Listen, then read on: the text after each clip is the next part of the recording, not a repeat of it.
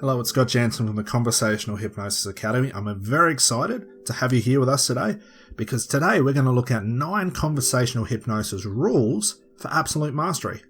Here we've compiled some of the most important standard rules, if you will, to bypass confusion when learning conversational hypnosis.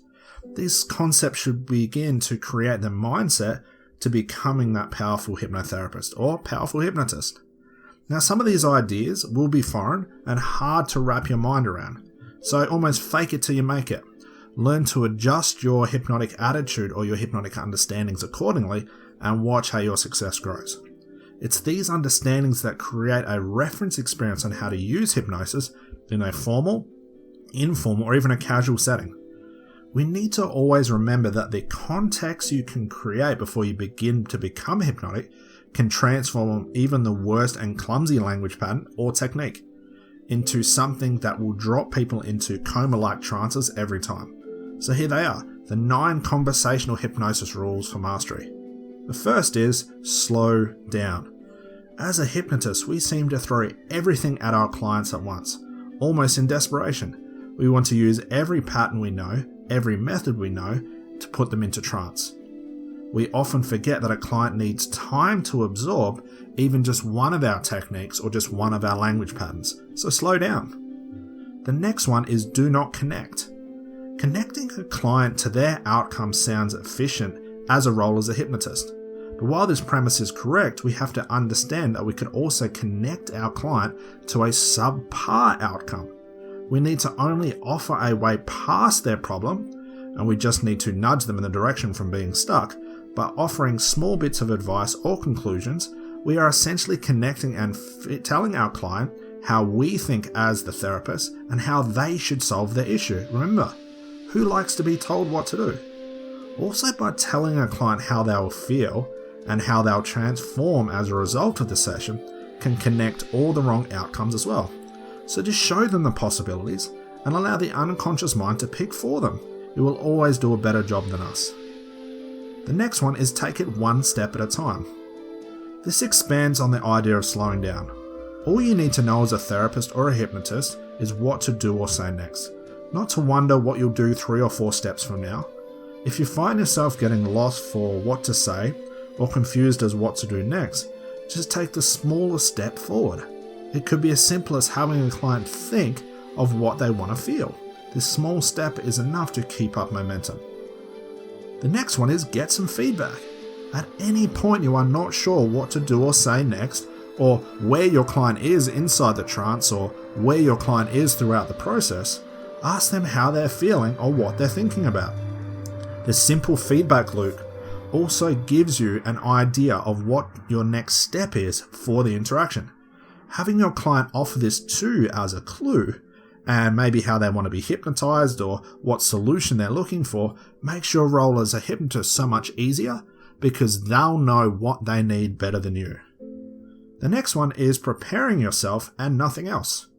Preparing yourself for a session, either pre-planning or pre-thinking about all and everything that can happen, can cause you havoc. If you find yourself hours before the session thinking of what to do, if you're causing yourself to stress, or you know that anxiety is creeping up inside of you as the hypnotist, it's because you're doing everything that doesn't need to be done. The only way you can be nervous before a session is by thinking of what you think will happen. The only thing a hypnotist needs to know is to find our own trance. The only thing you need to concentrate before your client comes in is to get into that trance. If you wish our client to go into trance to find solutions and resource, we need to go first. All of our hypnotic learnings are in our unconscious, and they are accessible through our own self-hypnosis or self-trance. The next one is to master principles, not techniques. Techniques give us a tool to use during an interaction, but they leave us limited in its use. If we gain an understanding of how all techniques and methods work, we find the driving principles that when we can have flexibility and unlimited expansion on a technique, that we just need to adjust according to suit the context. All principles govern the effectiveness of all techniques. A technique is one version of a principle that is live in the moment. Next one is you have an unconscious mind sitting in front of you. Hypnosis is occurring in front of you all the time, especially when your client's sitting there. Hypnosis is not occurring when you're reading a script to a client or when you're trying hard to put someone in trance. This same context works for you as a therapist, in that all your unconscious mannerisms, thoughts, and performances will be picked up by the unconscious mind sitting in front of you by your client. Monitor yourself and pay close attention to your own movements and your clients and adjust accordingly. The next one is set the hypnotic context. Context is key. With no hypnotic context, our hypnotic approach can seem disjointed and weird, because it is. Inside a hypnotic context where a client is expecting hypnosis, it will suit perfectly. But to some random person on the street or out at a bar or a club that have got no compliance from you, and we can try all sorts of confusion language to try and put them into trance, we can run into big issues. Context and compliance, which is permission, are the top priority as a therapist and hypnotist, especially using hypnosis outside of your hypnosis office. The last one is be covert. Give it a go. Saying that a client is resistant is normally due to the hypnotist delivery or approach. As soon as a client knows we have started the interaction, they have the opportunity to defend and disagree with our hypnotic methods.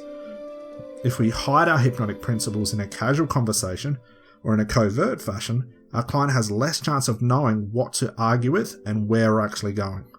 So there you have it, our top rules to catapult your success overnight. Use these 9 presuppositions, adjust your techniques accordingly, and most importantly, have some fun. So that's all for now. It's Scott Jansen from the Conversational Hypnosis Academy. We look forward to seeing you in the next one. Bye for now.